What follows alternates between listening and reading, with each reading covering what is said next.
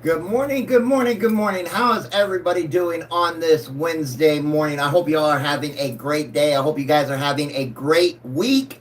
And wherever you are, I hope you guys are staying cool. I know down here in Northeast Texas, we have been averaging about 108 to 110 degree weather. It has been absolutely brutal. So please, guys, wherever you are, whatever you're doing, please stay safe. Please stay hydrated. Please stay cool. Stay indoors if you can. And I hope you guys are safe and have a great rest of your week. Now, we are going into week 2 of the preseason. This is the last night before we have any games. We've got a slate of 2 games tomorrow night with the Raiders. The Raiders playing the Houston Texans and the 49ers. That's right, the Niners playing the Chargers. So we got a couple good games coming up tomorrow night. And yes, we should see more of the first string players probably playing a solid drive or two, maybe even a full quarter if we are lucky. So I will not be live the rest of the week, guys. I am having surgery tomorrow, but I will be watching these games when I get home. I'm really looking forward to them. You guys know that I do love the preseason. I think preseason is great. It allows us to see where these teams could be going, especially with new head coaches, new offensive coordinators, new quarterbacks, stuff like that, and all the moves that they made in the preseason, offseason, and everything like that. So I'm very excited about it. And we are getting closer and closer as we edge to the beginning of the NFL regular season. Now we've got injury news. We've got trades going on. We have a trade between the Giants and the Jaguars for offensive lineman Daniel Falale. And I'm sorry if I pronounced his last name wrong, but that's the way it's spelled out. And we also know that the Saints running back Najee Harris, Alvin Kamara. Saints running back Alvin Kamara will be out a minimum of at least a month with a sprained MCL knee injury. That is what they're calling it. So it seems like the Saints can't get out of their own way. Yesterday we found out that their wide receiver Jordan Tyson is going to be out at least 2 months. Now we know Alvin Kamara is going to be out at least a month. It seems like the Saints can't get out of their own way when it comes to injuries. And you guys know my stance on injuries. I absolutely hate going into the season with teams having to deal with injuries because I want these teams to be going at each other full force. What's up, Saturn? How you doing, my brother? I want teams to go against each other at full strength. I don't want there to be any excuses of, well, they beat us because, this guy was hurt, that guy was hurt, this guy was out, that guy was out. I want us to go in with good, clean football. And this year in the NFL is going to be a very interesting year, in my opinion. There is a lot of ups and downs. There's a lot of what ifs and a lot of question marks around the NFL. Can the Jaguars get rid of the stigma of having a good year than a bad year? Can the 49ers not be a mash unit and come back and absolutely challenge the Los Angeles Rams for that division? What do you think of the Jags versus Broncos goes? How do I think the Jags and Broncos go this year? Well, right now it's kind of hard to determine, Saturn, because we don't know where everybody's sitting at right now. We don't know. When we're talking about regular season games, we got to wait to see what the 53-man roster looks like, who's going to be starter, who's going to be backups. We got to see how players are coming off the injuries. We got to see what they're going to do, but I still think it's going to be a pretty good game. What do you think about the Chiefs this year? The Chiefs. All right. Good question. The Chiefs have got to solidify that offensive line, and if they can get their new running back, who was the Super Bowl MVP, K9, to actually work in that system and take pressure off of Patrick Mahomes, like I said last year was a big problem for the Kansas City Chiefs. If again, I don't need him to get me 15,000, 2,000 yards. If I can have him get me 900,000 yards rushing this year for the Kansas City Chiefs and take pressure off of Patrick Mahomes, that is absolutely something that I need. What do I think? How has Bo Nix looked in recovery? Bo Nix has looked really great that I've seen. Rate my 14-man redraft, Mahomes. Well, I really am not the person to talk when it comes to fantasy because I do not play fantasy. But you have Mahomes, Chase, Jacobs, Lamb, Wilson, Kraft, Neighbors, Waddle. Okay, so Neighbors is coming off of an injury. Waddle is on a new team. Mahomes is coming off of an injury. Josh Jacobs, that's a good pick. Chase Brown's a good pick. Kraft's a good pick. They're all great picks. They really are. But Mahomes, Neighbors, and Waddle are all coming off of injury. Or Neighbors and Mahomes are coming off of injuries. And Waddle is on a new team, new roster, new offensive coordinator, new head coach. And we really don't know what his place is going to be in that offense. How do you think the passing game goes with Waddle, Sutton, and Harvey? See, that's what I'm glad you brought that up, Saturn, because that's what I was talking about. We really don't know what position Waddle's going to be. Is he going to be wide receiver 1, wide receiver 2, slot? Are they going to move him around a whole bunch of times? We don't know what his actual solid position is going to be yet. They haven't named it. They haven't stated. You know, we've only seen flashes in training camp and stuff like that, and we don't know what they're going to do. Yeah, I saw that fight at the Cowboys and Saints joint practice. It was not good. Chiefs are very better, little Chiefs are way better, little bro. No, the Chiefs really did improve this year. They worked on the defensive backfield, like I said they needed to. They worked on the offensive line, like I said they needed to from last year. What's up, Jordan? Mahomes, you know, everybody's like, oh, Mahomes isn't going to be this, Mahomes isn't that. Mahomes is Mahomes, right? He's not going to be, what's up, Ian? Mahomes would not be out on the field if he was injured. Plain, simple, cut and dry. If Mahomes was not healthy, if Mahomes was not 100%, no way would Andy Reid and the Lamar Hunt family have him out there on the field. It just wouldn't happen. But it's him. We saw Sean. He probably be like, I ain't gonna. He really might not be. Somebody's got a dog barking and I can't hear it. Not me. I'm sorry. But yes, so the Chiefs did very well this offseason. Again, I'm not expecting a lot at a K9, and I don't need a lot at a K9. I said last year that the Chiefs did not have a really good running game, and that was going to be a hindrance to Patrick Mahomes, and that's what happened. Bringing in K9 again, the Super Bowl MVP, and a lot of people still think that wasn't warranted. I do think it was. I think that is a solid running back for the Kansas City Chiefs. Again, you got Travis Kelce on a 3-year deal, but it's basically a 1-year deal. Your wide receivers will be healthy. You've meshed up that offensive line. You messed up, you've meshed that defensive line, the linebacker core.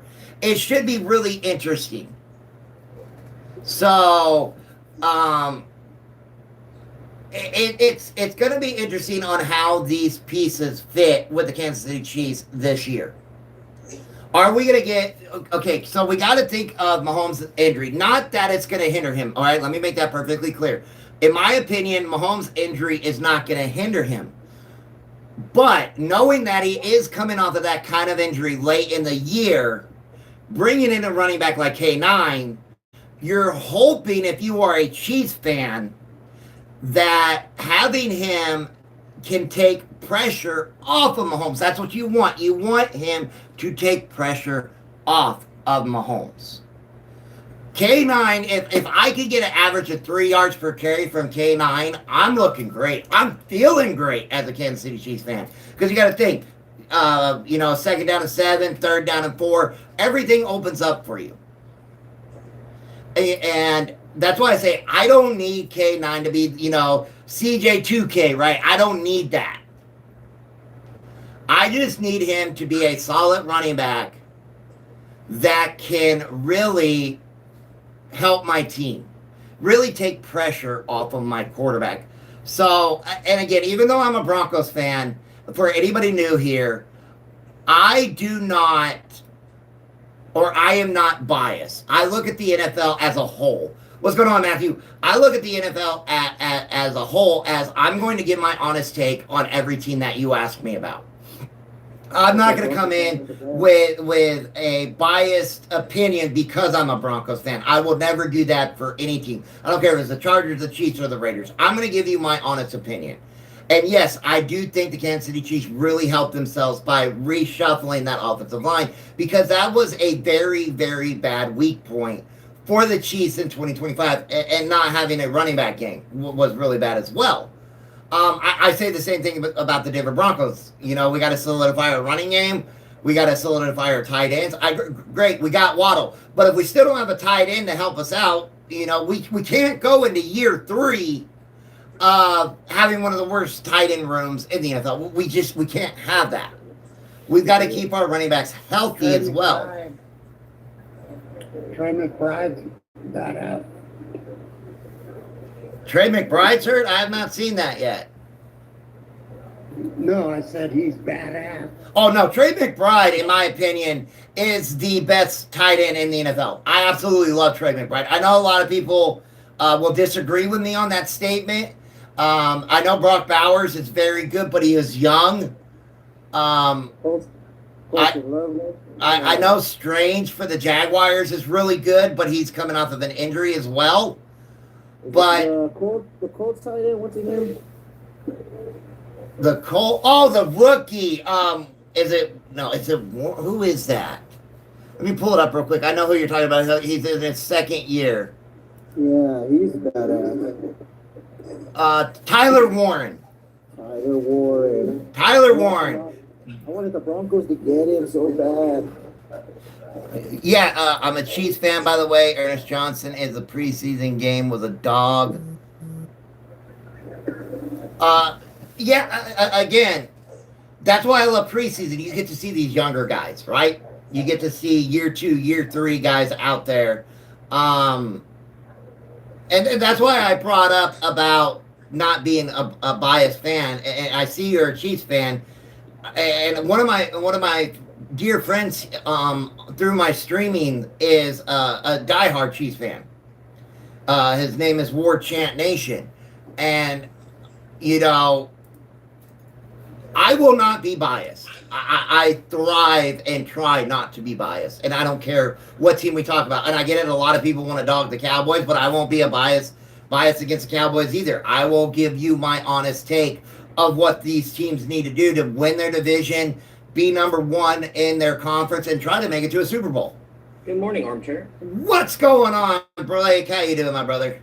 I'm doing good. I was in a live like 20 minutes ago, and I was in an argument with the Eagles fan. I was basically, they were like saying the Eagles are going to win the division again this year. We're going to go all the way. I'm like, you guys haven't had identity on offense since Kellen Moore went to the Saints. You're absolutely correct. When Kellen Moore left as their offensive coordinator, became the New Orleans Saints head coach, I had said last year that was going to be a big hindrance on the Eagles. Now you lose A.J. Brown. I get it. Everybody in the Eagles organization wanted A.J. Brown gone, saying he was a hindrance on the team. He was a locker room distraction. He was quitting on his team.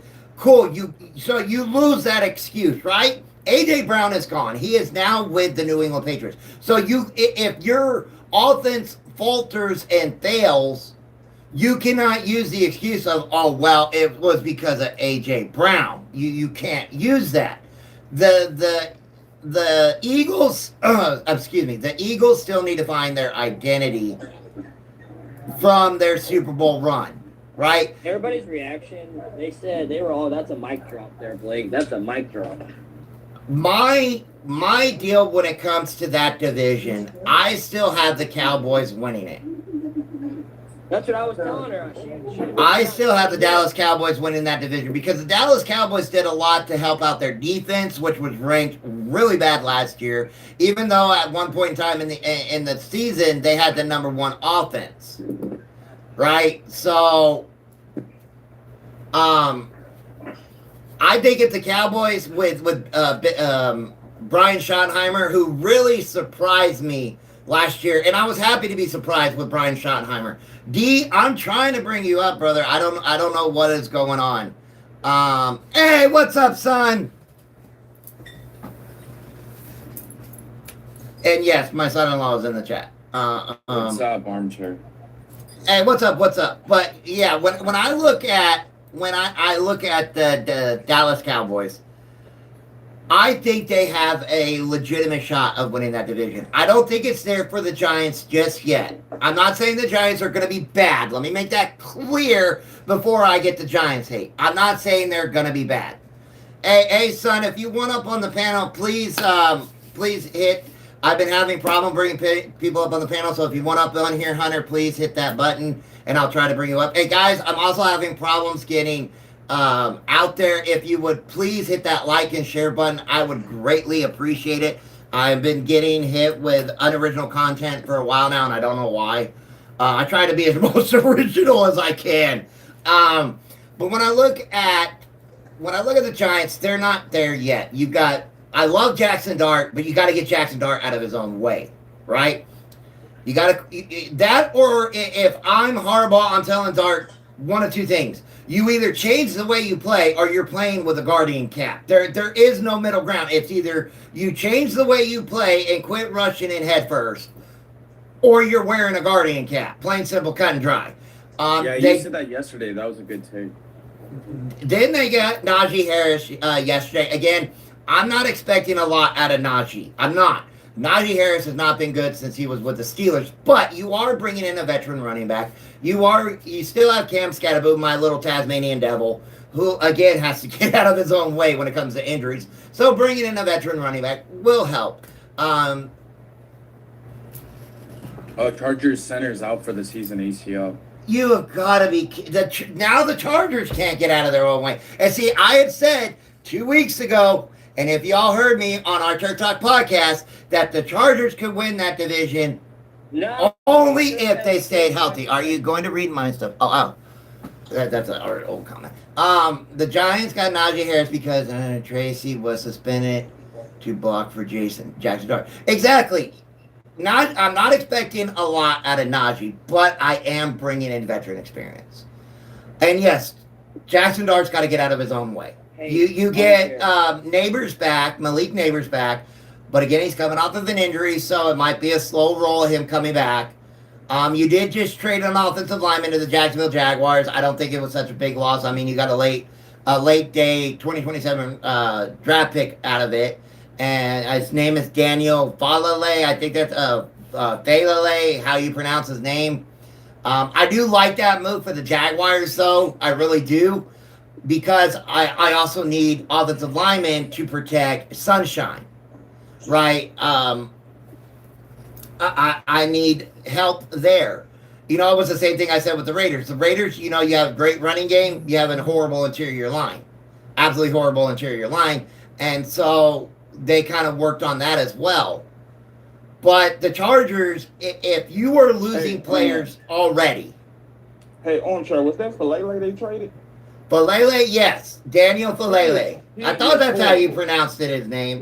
He is horrible. So, yeah, but here's the deal, though. This is the thing. We may say that with him with the Giants, right? No, he was there with the Ravens last year, too. Well, he was. The Giants are the one that made the trade. But he was with the Ravens last year. Right. So he went from the Ravens to the Giants, and now from the Giants to the Jaguars. We don't know. Hey, Bryce, send it again, brother. Hey, Armchair. Texans, Rams, Super Bowl. I would love the Texans in the Super Bowl. What's up? Who's calling Armchair? Me. So you said the Chargers had a chance to win the divisions if they're still healthy. Well, they just lost their starting center today. So what does that mean? Yeah, that's why we bring it up. The Chargers have a chance to win the division. Bryce, send the request again. I'm having problem bringing people up. I've had it for the last, or technically this entire week. But yes, I did say the Chargers could win the division under the condition that they stayed healthy. But some moderators. It's not so it's not letting me accept your request, Bryce. I know I have 2 openings, so this is another problem that I'm having. It shows that I have 2 openings, but when I have 6 people in, it says it's full. So I don't know what's going on.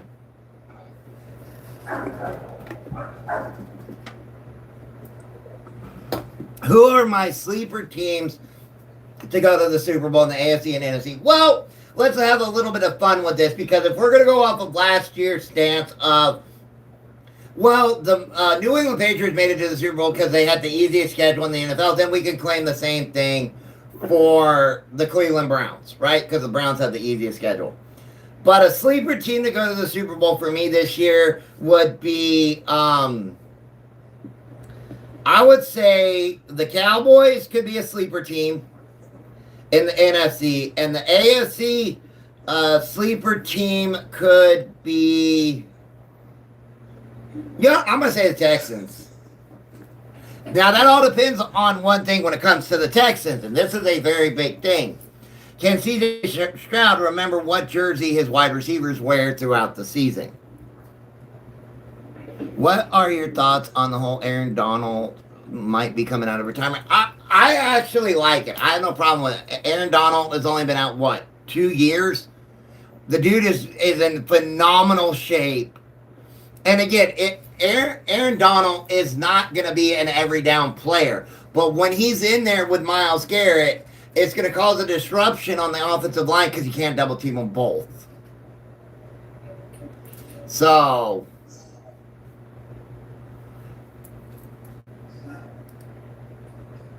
there we go, Bryce.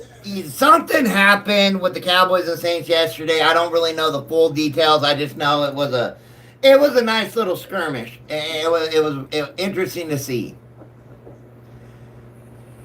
Probably not this year, but Titans getting some sauce for sure. Yes, the Titans are doing better. Thank you for bringing that up, because I have seen a lot of people saying that the Titans are going to win that division. Not this year. But the Titans will be better. I mean, Cam Ward going into year 2. You got a solid head coach now, solid coordinators. You've got help at wide receiver. I do think that the Titans are going to be better, but I'm not going to, neglect what the Colts did last year before injury, what the Jaguars did last year, what the Colts did, or the Texans did with that defense. Now, again, when it comes to the Texans, it all depends on their offense. That defense can only take them so far. Colts, they got to stay healthy.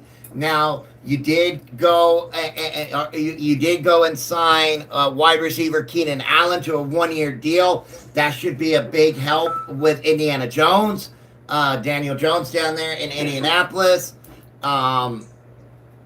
Jacksonville again. Liam Cohen going into year 2. Can we get the stigma off of, oh, we have 1 good year, 1 bad year? So this year, I'm not really going to be like, oh, yeah, the Titans are for sure a threat. It's the same thing I say with the Raiders and the Cardinals, right?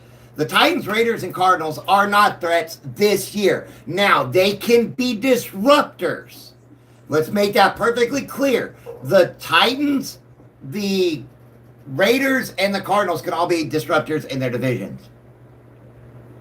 All right, so the Detroit Lions are my favorite to win that division, as long as Dan Campbell can get out of his own way and quit going down for it on every 4th down. I know my son-in-law in here absolutely loves the Detroit Lions. He's a secret Lions fan. He supports them secretly every chance he can get, and he's hoping they go to the Super Bowl. So, wow, somebody got a phone call. Is Bo Nix seriously a top 10 quarterback? Not yet, he's not. He's not. He's only been in the league going into the 3rd year, right? So, is Caleb Williams an MVP candidate? All depends on what he does. Is Caleb Williams an MVP candidate? Caleb Williams did good last year. He just has to roll over that to this year. Bo Nix has got to roll it over, right? This is the deal, right? We've got a lot of quarterbacks that are going into their 4th year, 3rd year, and 2nd year this season. There are more starting quarterbacks in the NFL that are 4th, 3rd, 2nd, and rookies than there are veterans. Think about that. There are more under 5 years starting quarterbacks than there are veterans. So, I'm curious to see if they moved to the pass game because they lost their backup running back. Common on guy. He got injured. Everybody's getting injury.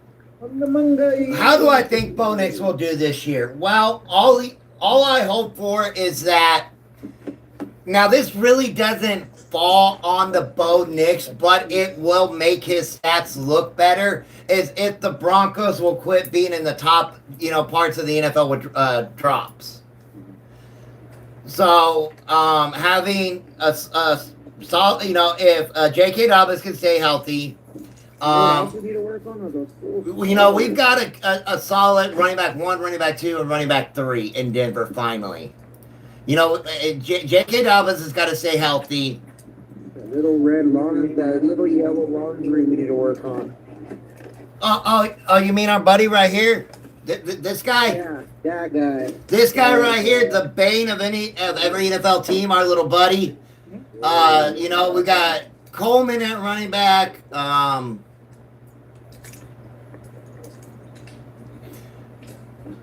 Mr. Irrelevant is looking pretty good in camp as well.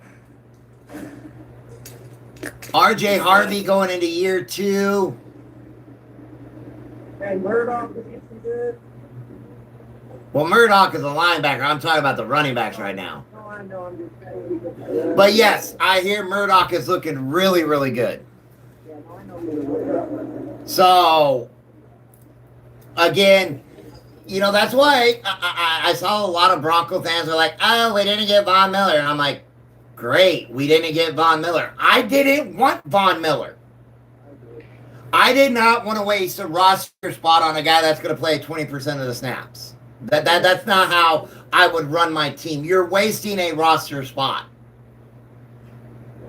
So, no, I'm not keen on that.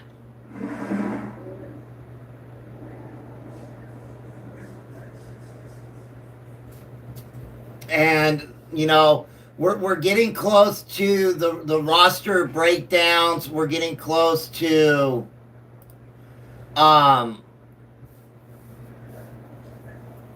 having to get down to the 53-man roster. It's going to be interesting if McLaughlin stays on the team. What's going to happen with Coleman?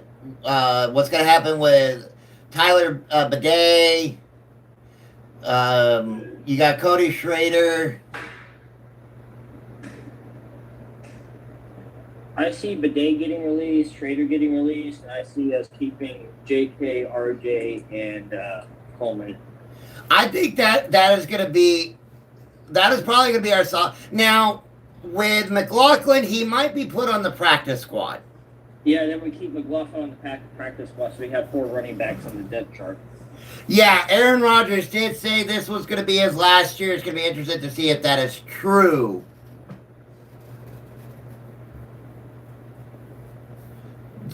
Jason Kelsey is not coming out of retirement. I can tell you that right now.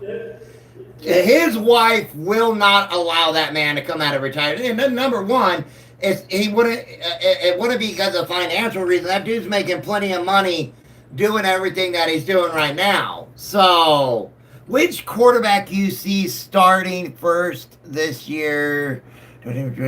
Oh, okay. Out of the class of 2026, who do I think will be the quarterback that was drafted out of the 2026 class? Which one will be starting? Carson Beck. I still think Carson Beck will be the number 1 quarterback in Arizona. I think that Brissett really, I get it, he got some money, but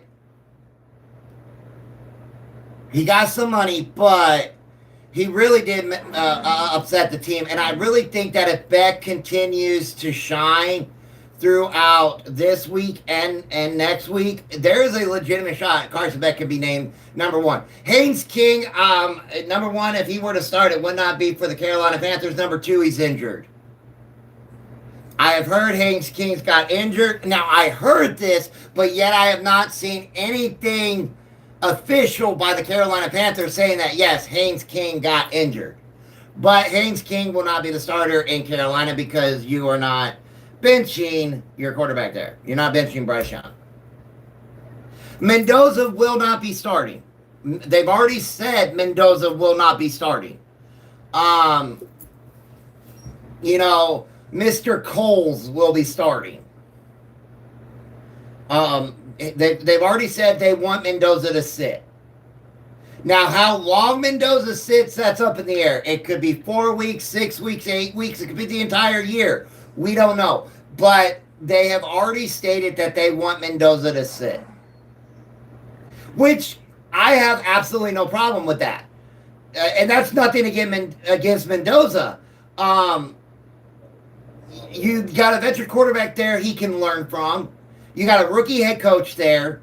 You want him to, assimilate to the NFL style as long, for the time that he can before he's thrown into that starter role.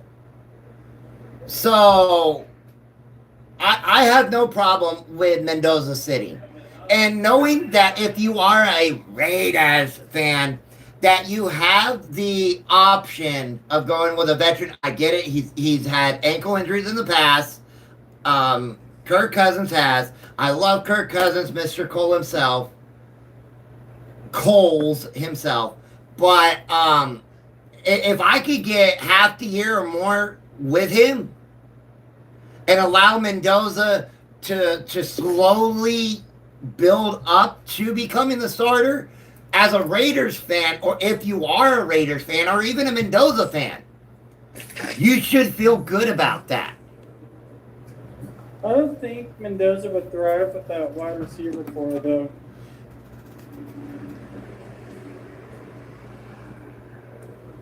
Well, they at least got one thing going for them there with the Raiders is they got a solid running back.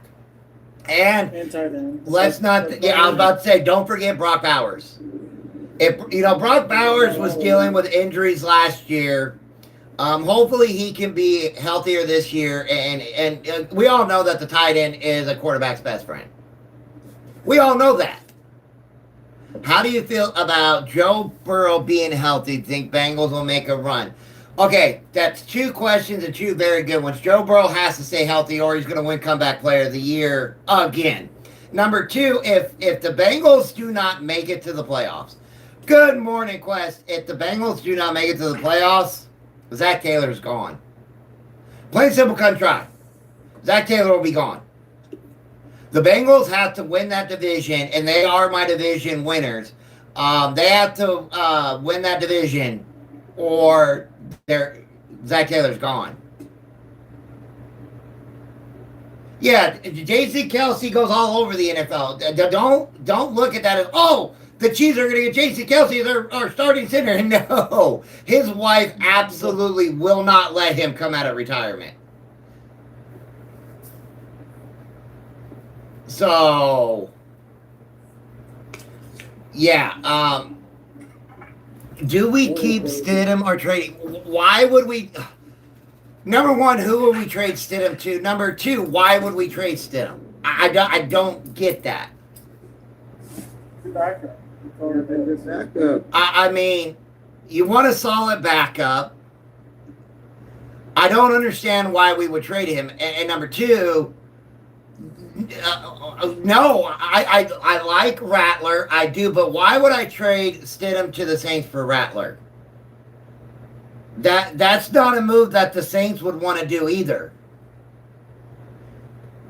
Okay, Matt LaFleur. If the Packers had their way, Matt LaFleur would be fired right now. Right? The Packers fans have wanted Matt LaFleur fired for what? The last 3, 4, 10, 20, 100 years? I mean, it seems like every year you hear 100 Green Bay Packer fans saying that, oh, we need Matt LaFleur gone. Last year was not Matt LaFleur's fault. You traded all those draft picks away for a defensive player. Your starting quarterback got hurt. Your starting running back got hurt. I think your wide receivers got hurt. What is the head coach to do? How can I place the blame on 3 or 4 of your starting guys getting hurt? Oh, and then your backup quarterback, Malik Willis, also got hurt. I can't put that on Matt LaFleur. Now I get it. There are a ton of Green Bay Packer fans that want Matt LaFleur gone. And my question always to them is, who are you going to get to replace Matt LaFleur? Which coordinator or fired head coach out there is better than Matt LaFleur that you can bring in? Armchair, you forgot a big one. I don't know if you said it or not, but Tucker Kraft was injured too for the season. Thank you. They're tight end. And he was balling out. He was doing great.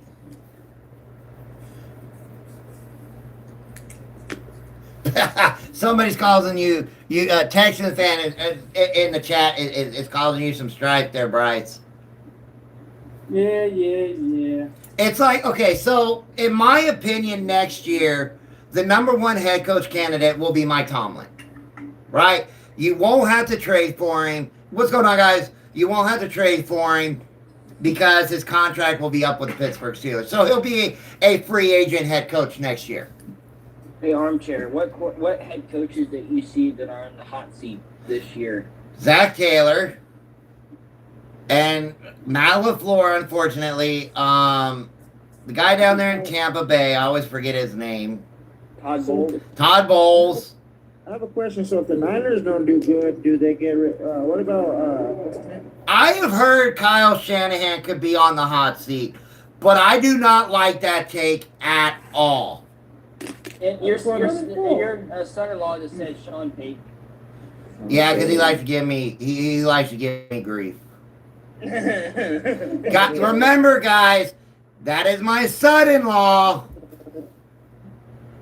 But I have seen reports that people think Kyle Shanahan is on the hot seat, and I'm like, how? I don't understand that. So Todd Bowles, Zach Taylor, Matt LaFleur. You can't give all these coaches passes. But yeah, you're right. I guess I can't see that. You're right. Because it's like he's a good coach. I am not sleeping on the Jaguars. Oh, you're sweeping. I was like, okay. The only way the Texans sweep the Jaguars is if C.J. Stroud remembers what color jerseys his wide receivers wear. And that's not me being whatever. That is being true. Right? His stats last year were bad. Let's pull up his stats. Okay, so I'm officially going to say it. I believe that the Texans and Jaguars is the biggest rivalry. I don't care what you Bears in Green Bay say, because this shit's been real for a while now. All right, so through 14 games, he only had 19 touchdowns, 8 interceptions, with a 61.7 adjusted QBR. He only threw for 3,000 yards. So, and you got to remember, C.J. Stroud is going into his 4th year. They already picked up his 5th-year option, right? So they've already said that, look, C.J., this is a prove-me year for us before we go into year 5. Yeah, we picked up your year 5 option. So we have this year, we can do whatever this year, and then we'll talk about a long-term contract next year. But you got to prove to us that you're going to be worth this big, $200, $300 million contract. Because, yes, if they give C.J. Stroud a contract, look at it to be probably around 280.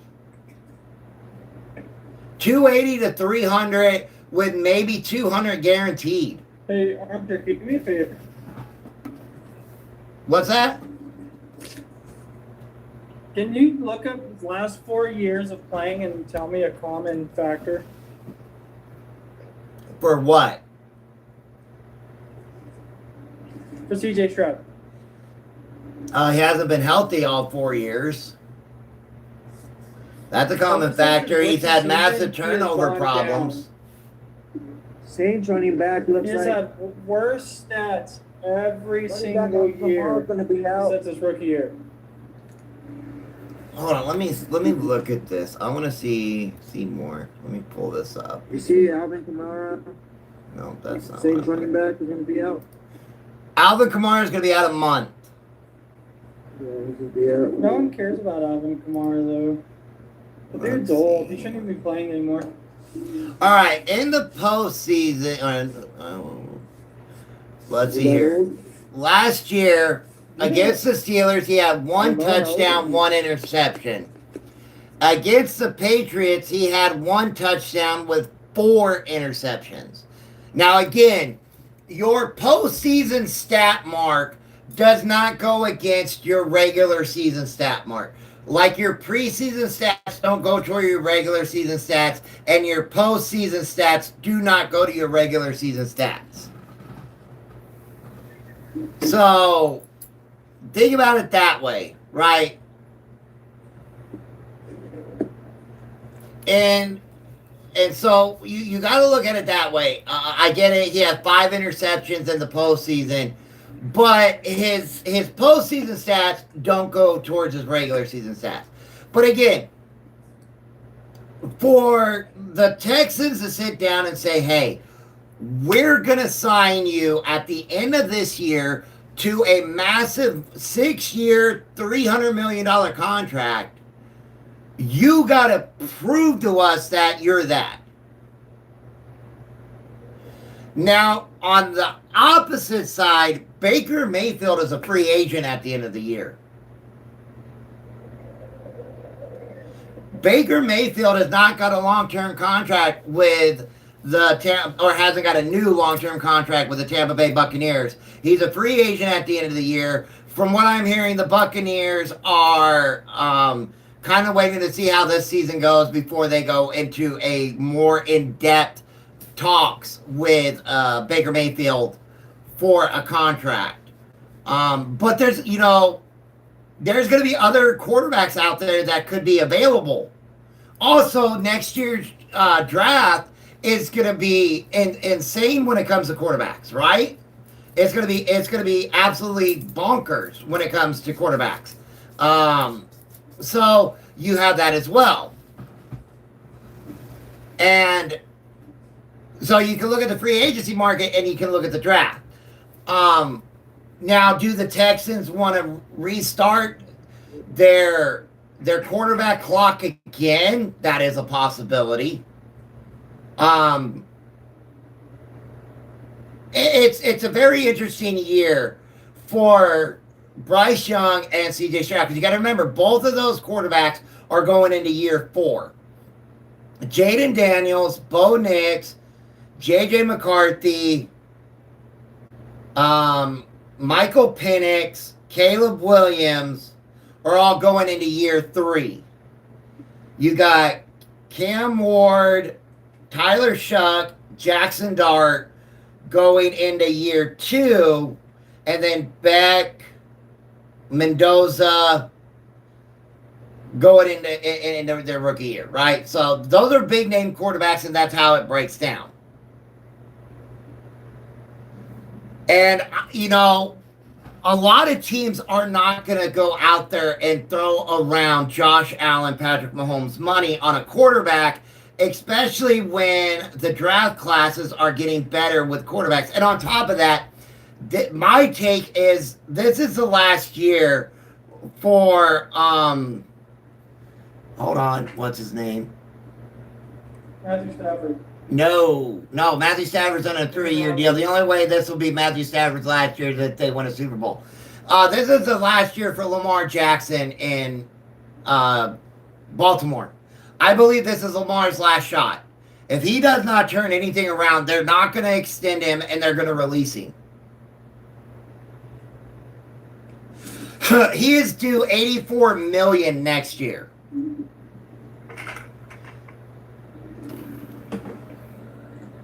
Coach of the year, it's kind of hard to say who the coach of the year is going to be because we have 10 new head coaches. Yes, some of them are veterans, but they're with new teams.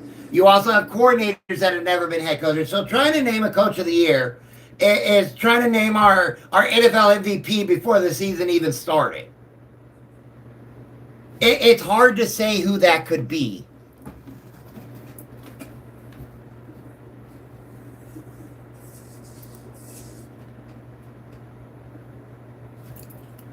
It's gonna be lame, guys. Let's be real. So, releasing Lamar, I'll believe it when I see that someone will trade for him. So, yes, you have the option of, but here's the problem with trades, right? This is going to be the big problem if you are going to want to trade for Lamar. Not only are you giving up a massive haul and draft picks, but as soon as you make that trade, you got to understand that he's going to want a big contract. Guys, give me just a second. I'm getting a phone call.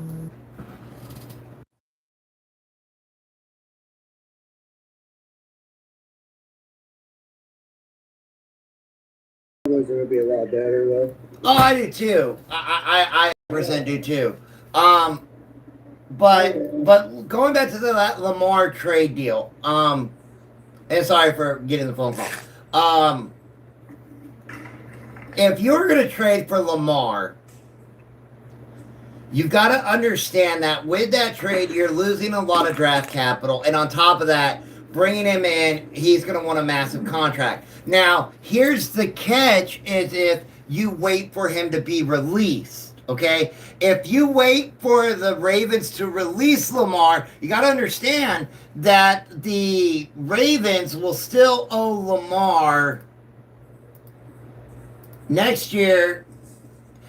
They'll still owe Lamar $74.8 million over 2 years. So he'll make $37.4 million next year, $37.4 million the year after that. So knowing that, if you wait for him to get released, knowing he's still going to get $74 million from the Ravens, you can wait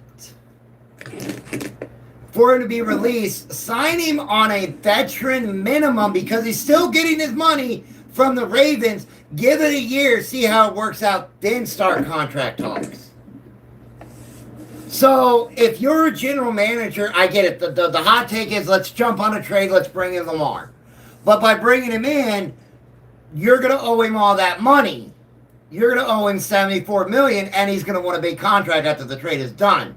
But if you wait for him to be released, you only have to pay him a veteran minimum in year one, and the Ravens will have to pay him $74 million over 2 years. What's good? What's good? What's going on, brother? Is it him? Not much. Or is it mom that wants that money?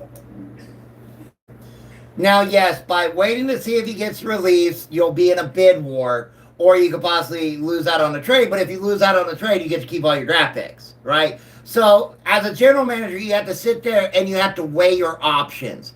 Is it worth giving up all the draft picks and then having to sign a big contract, or wait and see if, just releasing him and we can pick him up? Hey, does anybody's team want Mason Rudolph? What's up with Mason Rudolph? Please take that guy. I will give him up for a food stamp card with $0. I swear to God. Actually, I wouldn't mind trading our backup Nick Mullins for him. Bro, I don't know what Mike McCarthy is saying in his videos this morning, talking about he sees high praise and future in Mason. Get rid of that guy. Oh, come on. Where's the terrible towel love for some Mason Rudolph? Bro, nah, there's no love. He started last week's preseason game and got sacked on the first play, just like Joe Burrow. He stood there, didn't even drop 5 yards back like he was a sack of lumpy potatoes that don't move. Bro, no. Get the hell off.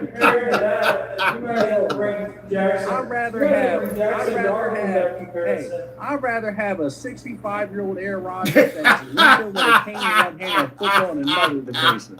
Hell no. Get the hell out of here. Get the hell off the field, bro. Hey, it's better than Cooper Rush throwing ham sandwiches all game to the ball. Oh, man, Cooper Rush looks so bad. You see how bad Andy Dalton played in the Eagles game against Baltimore? I would rather him over Mason. Give me him. I like your guys' third string. They were throwing Who? meatball subs. The Steelers. What's his name? Oh, Drew, Will or Drew? Will. Both of them. Because we got 4 QBs. I like Will Howard. Drew's the one that threw the 2 touchdowns and a rushing touchdown last week. Right, but that was also going against third and fourth stringers. Yeah. I like Will Howard. I really do. Now the deal is what is going to happen at the end of this year? Again, it's supposedly Rodgers' last year. Who's going to be your starter next year? How long is Mike McCarthy going to stay in Pittsburgh? Is Mike McCarthy just a fill-me-in coach? I don't know. I think the head coach for the Buffalo Bills is just a fill-in head coach. No, it's already been announced. Mike's with Pittsburgh for 5 years. Oh, yeah. I don't know how I feel. Now, my dad is a diehard Steeler fan. He's been a Steeler fan since the 60s, right? So here's the thing that saves us with it. If you actually look it up, his contract's 5 years. But his last 2 years of the 5 years is an opt-in option. So we can either opt in to pay him or either one of those 2 final years move on from. Well, you got to hope that you could do something with those years, right? Yeah. Oh, we got another Seattle Seahawks fan in the chat.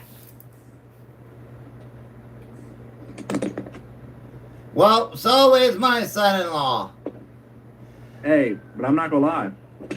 If Caden Weegan, has another game like he did, he needs to be bumped up to because I think they have him as like the 5th or 6th wide receiver roster spot for Pittsburgh. He needs to be bumped up to like the 4th.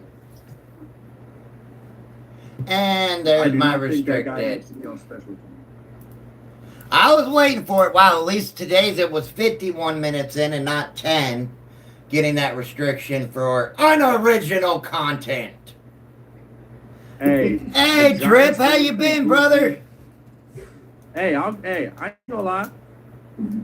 I'll trade Roman Wilson and sign Juju Smith-Schuster back 100%. As a Steelers fan, I would take Juju away from the Giants immediately. Y'all can have Roman Wilson. I don't even care about the age difference. I can't wait for week 1 either, Drip. I mean, I'm loving me some preseason football. You know, the Hall of Fame game was great. We had great games last week. I hope it just keeps rolling on. That we have a great preseason, a great contest and stuff like that. That's all I can hope for. You know what I'm worried about? What's that, my brother? I'm worried about what's going to happen during the season. And I've been talking to a lot of Steelers fans too. And they think it's not going to happen, but I have a high possibility of seeing it. And I got my reasons, and I can explain them. But I have a feeling Aaron Rodgers will be benched by week 5. I will not disagree with you. I know there's hostility between Rodgers and McCarthy, so I'm not going to disagree with you. I'm not going to do that at all. Why would you pay him that money to bench him by week 5? And I'm like, that doesn't really matter. If Mike McCarthy and him's not connecting during the games and is not playing well together, he's going to get benched. Well, okay, so when you're talking about money, Rodgers is on the low end. He's only making 22.5, right? That's not a big contract to bench. Yeah, well, I feel like in my eyes, I would look at it as kind of being, I wouldn't say a big contract, but a hurtful contract against us, because we could have took that 22 and paid Joey Porter instead of almost being forced to wait to do that until next year. Oh, you could have taken that money and done a lot of things with it. You could have addressed a lot of holes on that defense. You could address some areas on the offense with that kind of money. The Steelers are doing something that is not Steeler football. They've been doing it ever since they got Aaron Rodgers. This is not the Steeler football I grew up watching with my dad. They've been doing it since Russ, let's be honest. The only thing I don't get about the organization, if I gotta be honest, it's like, it's so hard of pushing the narrative, win now, but like, when does a team ever get as bad? And I'll be honest, because I'm a non-delusional Steelers fan, we've been horrible the past years. When does a team ever get this bad, do what the Steelers are doing, and get right back into it the next year. Like that never really happens. It's like a one. Well, it happened the last 2 years with, shot. you got to remember the Patriots, right? The year before last, the Patriots were absolutely horrible. Last year, they made it to the Super Bowl. I mean, again, if we're going off the premise of the Patriots only made the Super Bowl because of the easy schedule, so I hope everybody's going to enjoy the Browns in the Super Bowl. Exactly. And hold up, any given Monday podcast, no way we are saying Drew Aller is the answer over Rodgers. No, I'm not saying Rodgers is the answer. Drew is the answer of Rodgers at all. But what I'm saying is if Aaron Rodgers' chemistry is off with Mike McCarthy, because you got to realize we haven't even seen Aaron Rodgers out there yet in preseason. So we don't even know how he's going to work. And you're just throwing him in the fire with a head coach that he ended off bad with in the first season game and just thinking everything's going to be okay. Are we even going to see Rodgers in the preseason, though? No, apparently we were supposed to see him. The reports that came out from the Steelers organization was we were supposed to see him for 2 series in the Green Bay game. Didn't happen. Then we were supposed to see him against the Jets. Mike McCarthy just announced literally an hour and 22 minutes ago that Will Howard and Drew is going to be the only 2 playing in that game. Will's going to start it, and then Drew's going to play the second half. So it's like, if we're not going to see him in a preseason game, because what that tells me is by Drew and Will only playing this week's game, they're most likely only going to play the next. So you're not going to see Rodgers till season. That's going to be his first time back with Mike McCarthy after having a horrible ending with him, which I feel if they should play, they should be playing now because to see how they are. I'm not going to disagree with that. When the games start to count, like that's just not going to work. That's why I'm saying if they don't start Rodgers in the last game of preseason and he goes in the season and just does horrible because the chemistry's so off, yeah, he's benched by week 5. I'm telling you. It's gonna Will if they release Mason, it's most likely going to be Will because he has.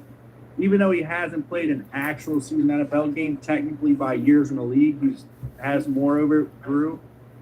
But yeah, so that's probably why they will start him. It makes a lot of sense. It really, really does. That's why the Bengals put Joe Burrow out there in week 1 of the preseason. Yeah, I get it. It wasn't pretty, but I don't think you've hardly ever seen Joe Burrow in preseason. You don't want these guys going into the regular season with rust on their shoulder pads. And we do know that the divorce between Rodgers and McCarthy was absolutely horrible there in Green Bay. McCarthy went to Dallas, Rodgers went to the Jets, and now it's with the Steelers. Yep. And this is a marriage not made in heaven. Let's put our injury-prone quarterback in Not and by let him any get means. sacked twice. I know, right? That's what they did. They let old Joe Burrow out there, Mr. Comeback Player of the Year. What, 4 out of the 5 or 5 out of the 6 He got years? sacked on the first play of the game. I saw that. It was horrible. I'm telling you, Joe Burrow is in for it this year. If that offensive line against 3rd and 4th string players for the Lions gets eliminated like that, imagine what happens against first string. It's going to be interesting to see if the Browns win that division. It really is. I mean, that division used to I'm be... not even going to lie. As a non-delusional Steelers fan, I can't talk crap on Baltimore because they've been good. The Steelers just have been sneaky enough, or at least mediocre enough to take them out. But if they don't figure out their defensive issue that they've had and the Lamar injury issue that they had the past 2 years, I could see the Browns being a high shot at taking the division with either us or Baltimore in second. The reason why I'm having problems picking the Ravens winning that division is you got a new head coach there. Lamar and his mom are still pushing for a gigantic contract. I just think there's way too many problems in Baltimore right now. Their number one problem, they left lead. The number one good thing they had, they left lead the team, and that was Isaiah Likely. Yeah, losing Likely I hurt. still don't know why they did that. I love their running back, Derrick Henry, but guys, we got to think. Derrick Henry is not the Derrick Henry we remember. No. The man only cracked what, like 1,200 yards last year after, or even I think even less after a 2,000-yard season. Right? He was close to a 2,000-yard season, I think. Was he? He was close where he was at. Lamar, though, Lamar is a big problem. And a lot of people don't like hearing this, and they think I'm hating on Lamar. I'm not. I'm being an observer. Lamar has no accuracy. Lamar does not have an accurate football. He has a floater. Lamar does not know how to throw an accurate football. He has a floater. He just knows how to throw in the direction of a wide receiver that has some space and to be able to make the ball stay in the air long enough to become available to catch. That is what Lamar does. If you notice it, like even last year in the game that Pittsburgh and Baltimore were fighting for the division for when their rookie kicker missed the kick. Cowboys are looking a lot better. That pass to I think it was Zay Flowers when Jalen Ramsey got beat. You're seeing it. That pass was not accurate at all. No, his wide receivers help him. Like, oh yeah, totally. His tight ends, his wide receivers, and again, I'm not using it to knock Lamar. I'm just stating an obvious fact. When you get to a point where your receivers can't help you, that floater becomes more apparent. Yep.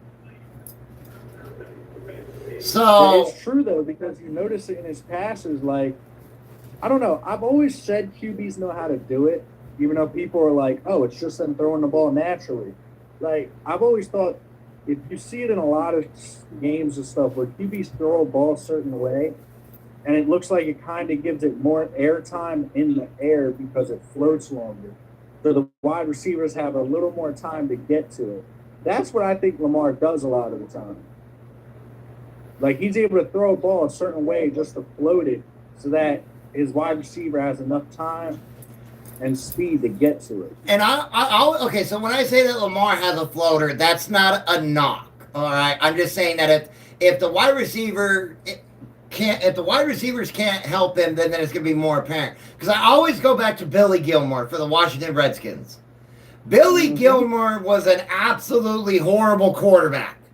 The man could not throw a spiral to save his life, but he won a Super Bowl. His receivers kept catching it. But he won a Super Bowl, right? Yep. Won a Super Bowl. Dude could not throw a spiral to save his life, but he won a Super Bowl. So it's not a knock until it becomes apparent that the guy who's catching the football, if he can't help the quarterback out, it's going to become more apparent, and you're going to start seeing it more. Look at Peyton Manning, for instance. Peyton Manning did not have a deep ball to save his life. No, even Peyton Manning's Super Bowl year, he led the league in the most interceptions and still won the Super Bowl that same year. He got benched that year. Yeah, like Peyton Manning got benched in Super Bowl 50, or leading into Super Bowl 50. He was benched. Mm-hmm. Brock Osweiler was the starting quarterback for a couple of weeks for Denver. Yep, and then Peyton came back. So, it's like, okay, a lot of people think that Kyler Murray's going to be better with the Vikings, but Kyler Murray's a one-read quarterback, and it's going to take Kevin O'Connell some time to to get Kyler Murray to realize that there's more than one wide receiver out there on the field. Hey, Matthew Davis, you said Ravens won't trade Lamar.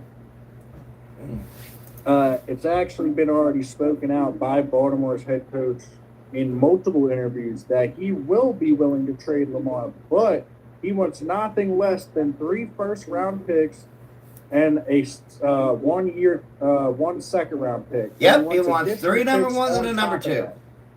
So that's where you come into this. The team is willing to trade him. Because Lamar's mom, and the reason why I bring up his mom is Lamar's mom is his agent. Mm-hmm. She wants Lamar to make Josh Allen money. 6 year, 330, 340 with 250, 260 guaranteed.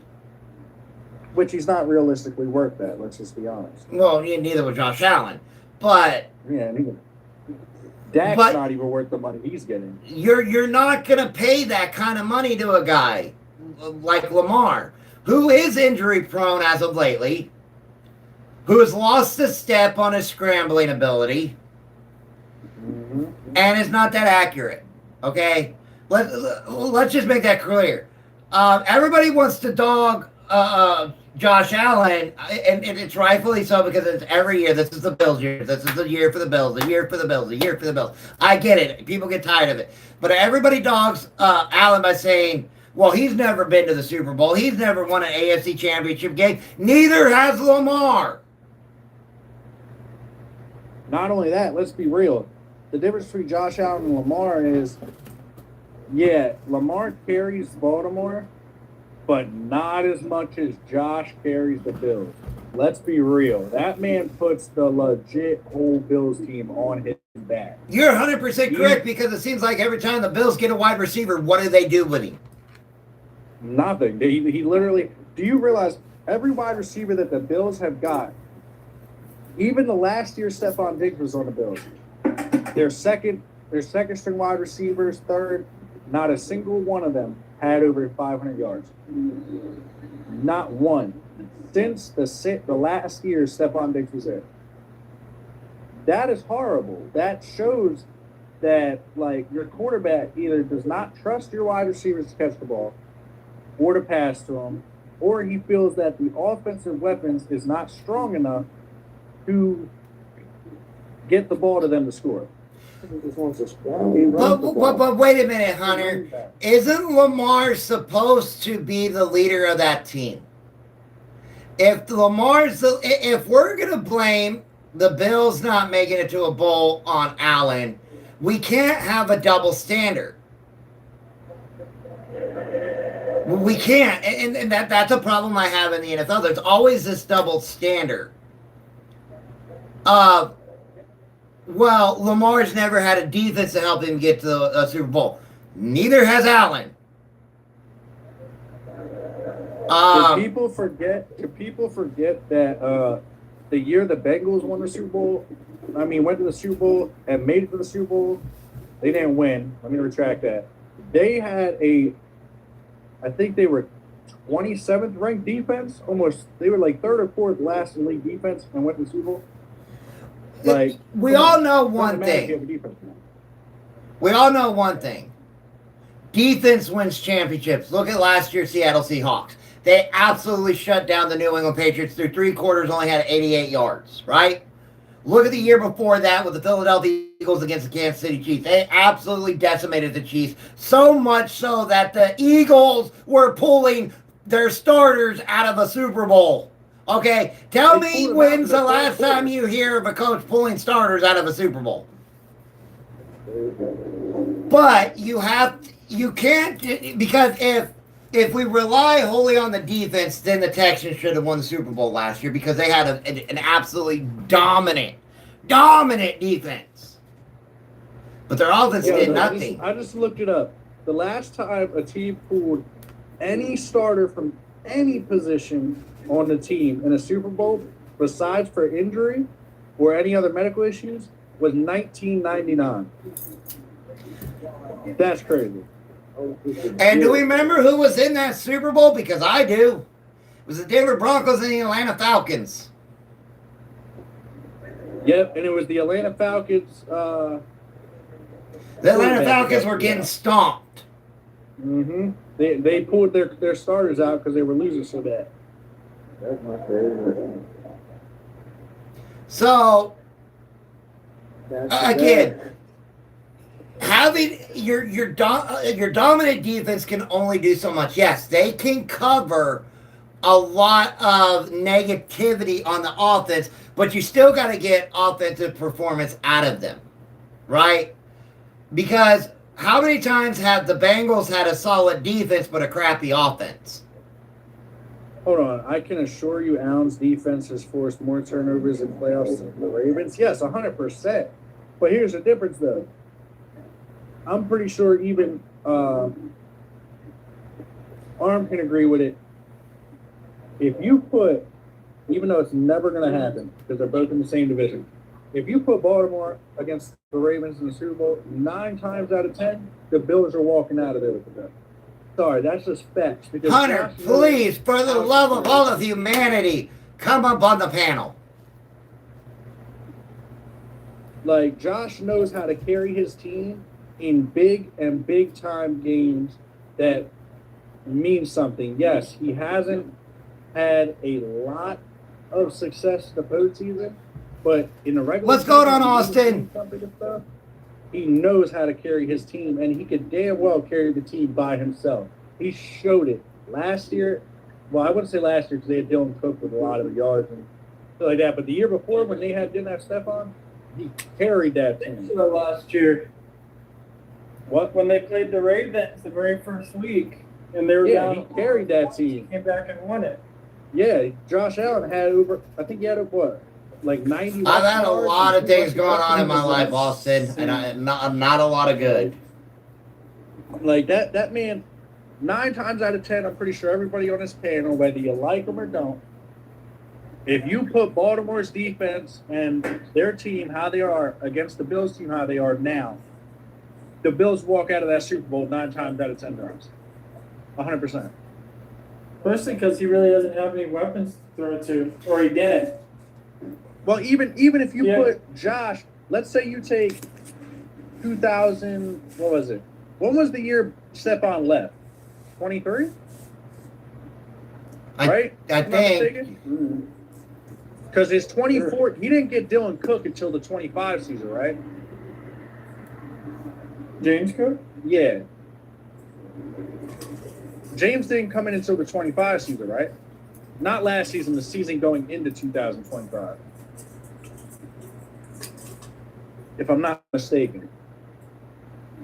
Because I know there was a year where Dylan Cook wasn't there and Stephon wasn't there.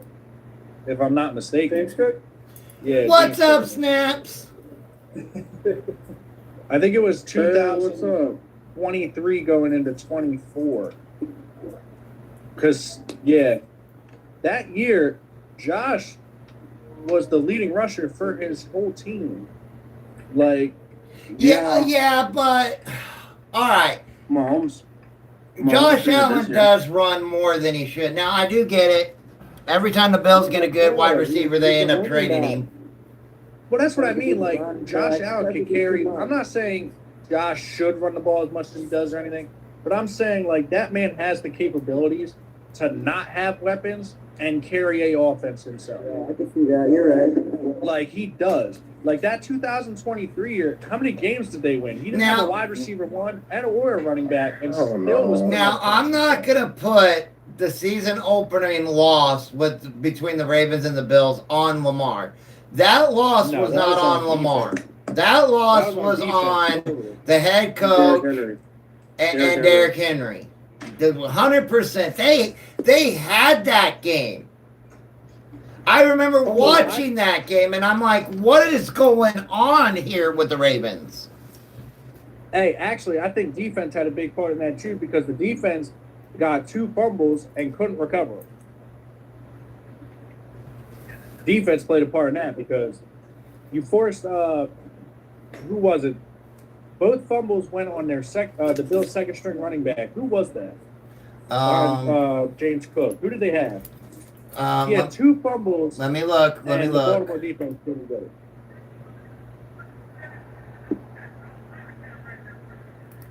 Bills. We're thinking of Ray Davis. Yeah, that's what I think it was. Was it Like, he Johnson? fumbled twice that game. No, I think it was either Johnson or Davis. I think it was Davis. He Ray fumbled Davis twice was the that backup. game, and Baltimore couldn't come away with it. Like, it was hard. It's okay. Derrick Henry had, 4 fumbles in the first 3 games? Mm-hmm. You can say Josh Allen didn't have weapons that year, but they changed the rules for this guy. For who? for Allen. Well, yeah, it's kind of They like they changed the changed rules the rule. Well, they changed the overtime rules for Allen. They changed rules No, for. They changed the rules for Lamar. They changed rules for Brady. They changed that. What's the other rule they changed? I was talking about this with War last night. It's about when he got down. You know, like how they review the marker. Yes. They changed that for Allen too. Yeah, but okay. Well, hold on. That wasn't just for Allen. That was just because it was at a pivotal point in a playoff game. But let's talk about some rule changes that I think should happen. Number one, overtime needs to go to college rules, but not the 2-point conversions. Not only that, I feel like, me personally, I don't know, a lot of people I've said this to before disagreed with it. I think their reception rules need to go to college. 1 foot in, no, like. No, I think we need to keep it to 2 feet. Now, if we want to talk about reception rules, somebody needs to sit down and decide what the hell is a catch in the NFL. Exactly, because I'm not going to lie, and I'm a non-delusional Steelers fan. Arm knows this because I've been in his lives Many times. Many times. That Baltimore catch in the end zone against Pittsburgh. I'm sorry. I don't care what Steelers fans gets mad. That was a catch. I don't care what anybody says. They should have won that game. We should have been home on that catch. Because we can't decide what is and what isn't a catch, and that is hurting the NFL. Because you can, in 1 week in a football, and I'm talking Thursday, Sunday, Monday, 1 week of football. Mm-hmm. In multiple games, you can have the same exact play and 3 different outcomes. Look, that happened last year. Remember when the Cowboys faced, what was it? I think they faced the Colts. Remember the George Pickens catch? They said wasn't a catch. What's up, Tyler? How you been, my brother? Arm, remember last season when Cowboys faced the Colts and George Pickens caught that ball on the 22-yard lines, caught it, and they ruled it not a catch, but then a week later, the Chiefs did it with Travis Kelce and ruled it a catch. Yeah. That was all over the media. They need to figure that out. Another thing that I need to happen with the NFL, quit going to a commercial every time there's a review. I think inside of the stadium and at home, you should be able to hear and see what's going on in New York. At least I feel like, even for the games, like I feel like, me personally, some countries do commercials and have subtitles. I feel like for NFL games, especially the people that pay to watch it, like on NFL Network and stuff, when they go after a touchdown and they kick it and go to you are commercial, exactly right.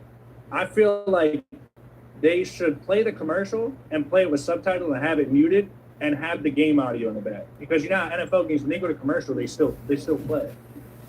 So it's like, I feel like we should be able to see the NFL game kind of like they do with the small screen and then still play the commercial on the other side of the screen at the bottom.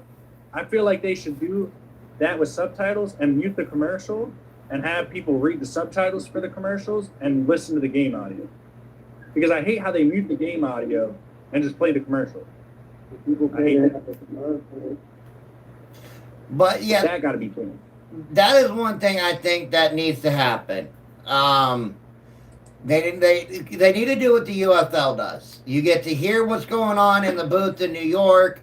You get to see what they're seeing, everything like that. It would be a big help, and it would stop some of the conspiracies. You'll never get them all, but you can stop some of them. But overtime needs to be college rules, except the 2-point. I think you start at the 50-yard line and you keep going until somebody doesn't score. I agree with that. And that would negate a lot of the overtime rule problems. I still don't know if I don't know if I'm a fan of the kickoff rule yet. I'm still undecisive about that. Another rule I would That's love to great. see them do is bring the multiple extra point rule in, where you can go for 1, 2, or 3 after scoring a touchdown. You want to know something I always thought they should put in the NFL? They always end, like, if you go into overtime and you keep the same score, they ended in a tie. I feel like that should not happen. Very. And what should happen is That's if what a team goes down and can't get in the end zone to score, I feel like in overtime, the team should be, whoever has the ball, I don't care if it's the first drive of overtime, the team should be forced to go for it on 4th down. And if they fail, the other team gets a chance to score. And if they score by field goal or touchdown, they win. I'm good. Why is it That's so not hot good, in man. Texas, Hunter? I'm not It's ready. because it's August. That's why. That's what It felt I like feel it was- should happen. That thermometer set. Jaden Higgins torn It's not ACL. even Another that player hard. hurt. You're like, what? I feel like in overtime, teams should be How's forced to go how's for the it on apartment? Is it stay cool during the day? Wait, who What tore up, ACL? Ward Chant? Who tore their ACL?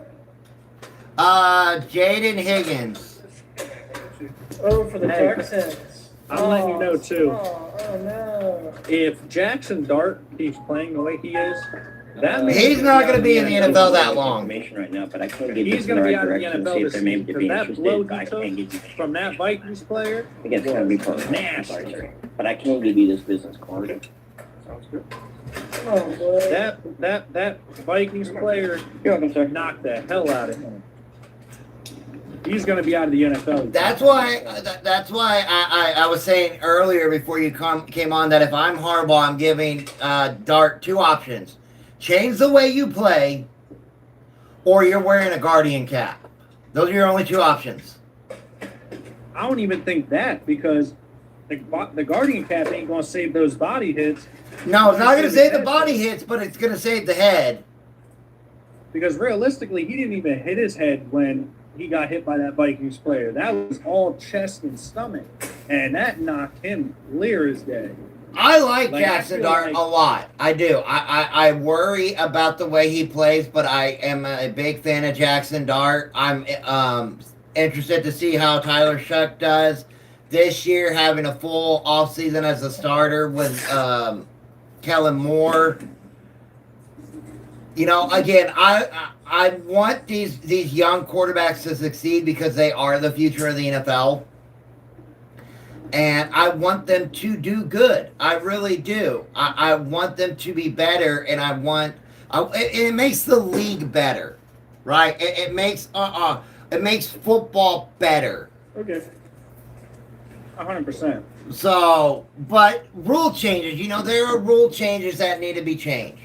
And I've stated this many a times on rule changes, the whole review thing, the overtime rule, the extra point rule, because we got kickers now kicking from 70 yards, guys. Come on. We got to make at least a 70-yard field goal worth 4 points or 5 points, right? Give us a little bit more incentive to just, kick the crap out of the ball.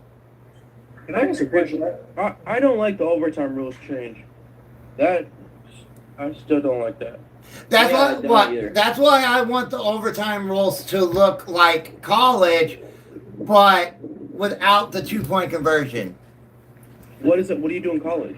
In college, you go in the first overtime. If you're still tied at the end of the first overtime, in the second overtime, if you score a touchdown, you have to go for 2 points. If it's tied, then in the third overtime, it's just 2-point conversion plays back and forth, back and forth, back and forth until somebody doesn't score.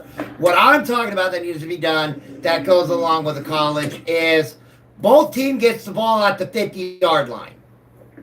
You go until somebody doesn't score. You start at the 50, you either get a touchdown and a field goal, the next team's try. So if Team A gets a touchdown, Team B gets a touchdown, then we go again. Team B goes first, and then Team A. And if we go in the third overtime, Team A goes first, and Team B, and so on and so forth until somebody doesn't score.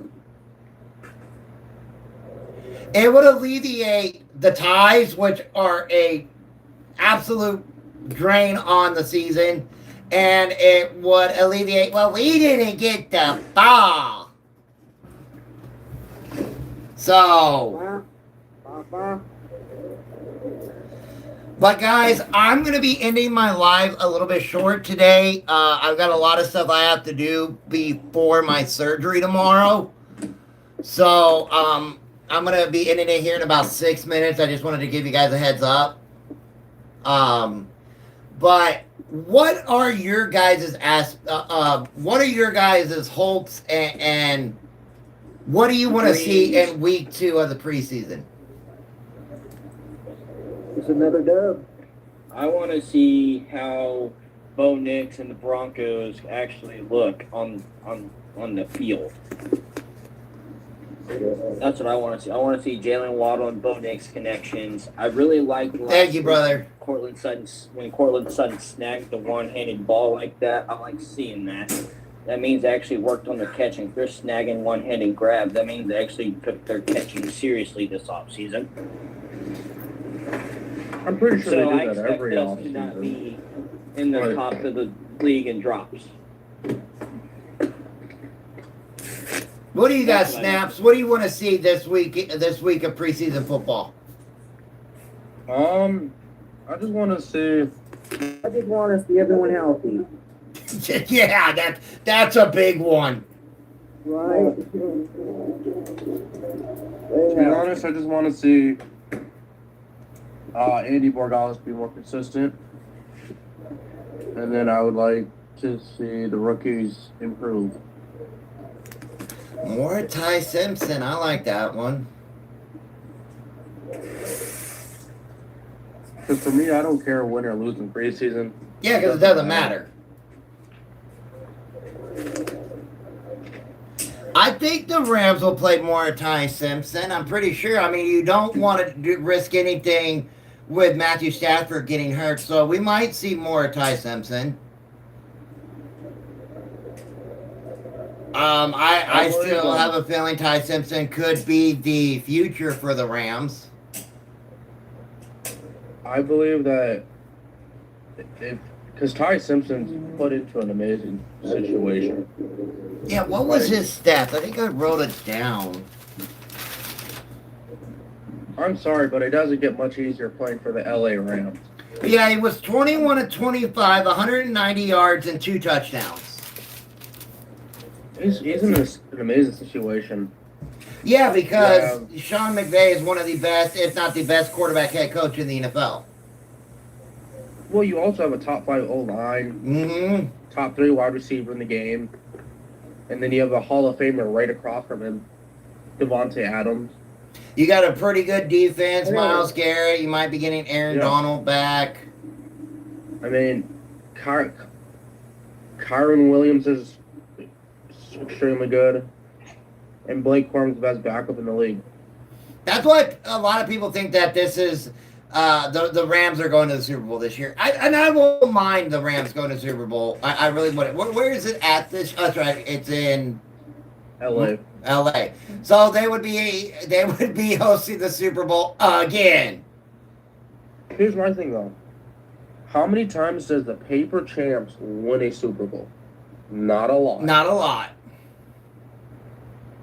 That's why I don't like hearing, the Rams.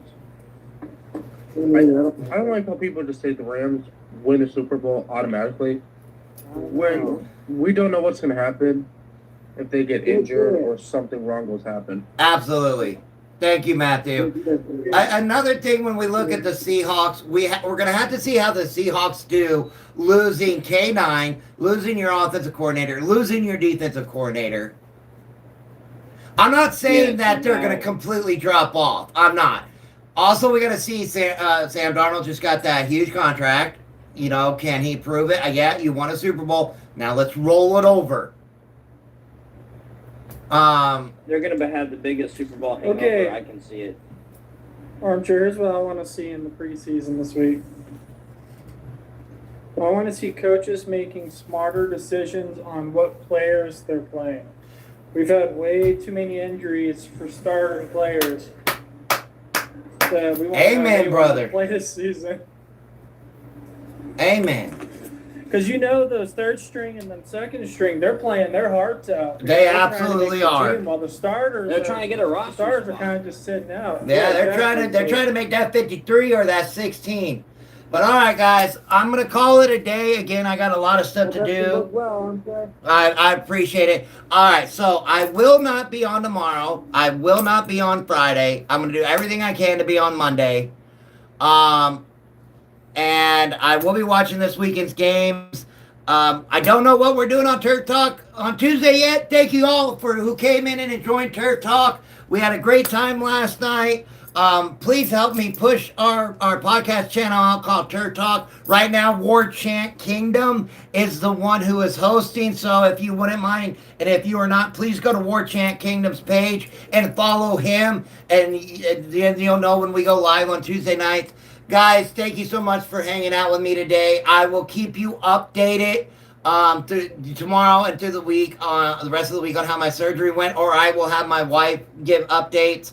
Thank you guys so much. I hope you have a great rest of your weekend. Again, wherever you are, I know it's been absolutely brutal down here in Texas. So please stay cool, stay safe, and stay hydrated. Stay hydrated. And know that I love you guys. Today where I'm at. And my family loves y'all. And I'll catch y'all later. Peace. Peace. Put that on, Jared.